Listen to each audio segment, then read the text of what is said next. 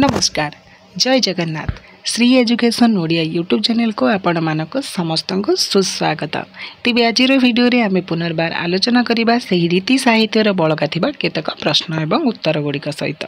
तेणुक वीडियोटी को प्रथम शेष जाए देखो और चैनल जदि नुआ करी विजिट करछंती तेबे चैनल को सब्सक्राइब करी रखि दे थांतो। तेबे पिला माने आज आमे जो सब क्वेश्चन एवं आंसर गुड़िक आलोचना करबा ता अतीव गुरुत्वपूर्ण और ताहा तमरा आगामी आसुथबा भविष्यतर सीपीटी हो यूजीसी नेट एग्जाम पाई मध्य बहुत प्रयोजनीय अटे।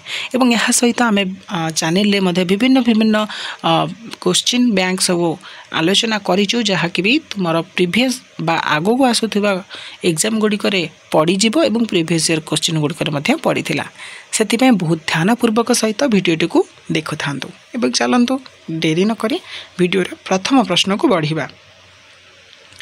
उपेन्द्र भंजक पूर्वरु किए भाववती रचना करिथिले? उपेन्द्र भंजक पूर्वरु बलभद्र भंज प्रथमे भाववती रचना करिथिले। कनकलता काव्यर कवि किए? कनकलता काव्यर कवि हेउछंती त्रिविक्रम भंज। विचित्र रामायणर रचयिता किए? यह केते छंद विशिष्ट? विचित्र रामायणर रचयिता विश्वनाथ खुंटिया एवं यह 299 छांदगोटी विशिष्ट। निर्गुण महात्म्य और विष्णुगर्भ पुराणर रचयिता किए? निर्गुण महात्म्य और विष्णुगर्भ पुराणर रचयिता चैतन्य दास। भूपति पंडित केउ वैष्णव संप्रदायर कवि थिले? भूपति पंडित गौड़ीय वैष्णव संप्रदायर कवि थिले। भूपति पंडित काहा द्वारा वैष्णव धर्म रे दीक्षित होइथिले? भूपति पंडित चैतन्य दासंक द्वारा वैष्णव धर्म रे दीक्षित होइथिले। प्रेम पंचामृत ग्रंथर रचयिता किए? प्रेम पंचामृत ग्रंथर रचयिता भूपति पंडित। उद्धव चौतीसा और भूपति चौतीसार लेखक किए?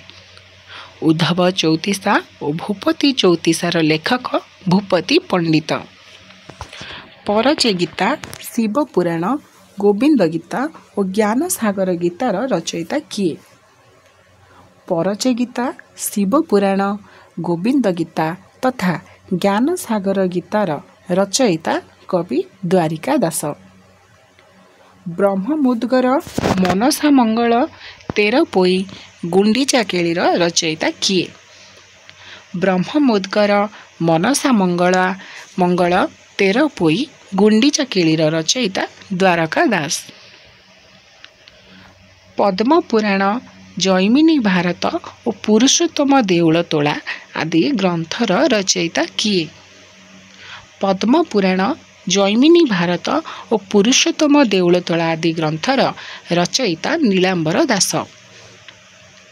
आध्यात्म रामायणर रचयिता किए? आध्यात्म रामायणर रचयिता हलधर पट्टनायक। ओडिशार केउ जिल्ला रे आध्यात्म रामायणर आदर रहिछि? ओडिशार गंजाम जिल्ला रे आध्यात्म रामायणर आदर रहिछि। हलधर पट्टनायकंक परे किए संस्कृत आध्यात्म रामायण को अनुवाद करिथिले? हलधर पट्टनायकंक परे संस्कृत आध्यात्म रामायण को सूर्यमणि चाउ पट्टनायक और गोपाल कृष्ण अनुवाद करिथिले। कांची कावेरी काव्यर रचयिता किए? कांची कावेरी काव्यर रचयिता पुरुषोत्तम दास। कांची कावेरी काव्य केउ विषय को नहीं रचित?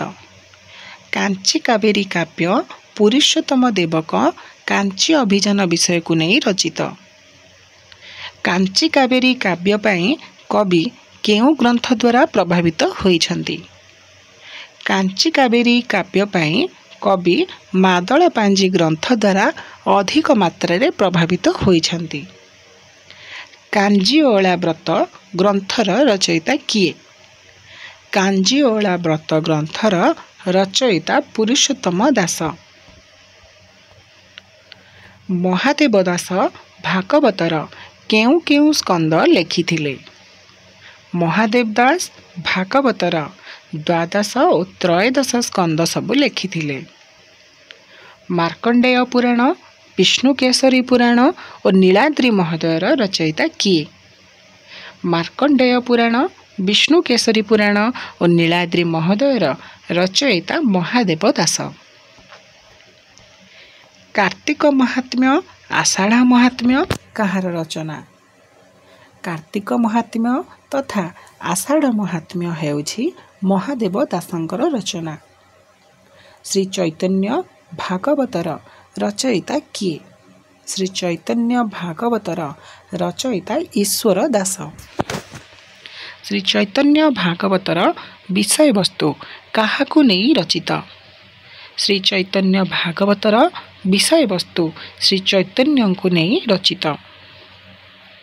श्री चैतन्य भागवतरे जगन्नाथ को केउ रूपरे परिकल्पना करा जायछि? श्री चैतन्य भागवतरे जगन्नाथ को बुद्ध रूपरे परिकल्पना करा जायछि।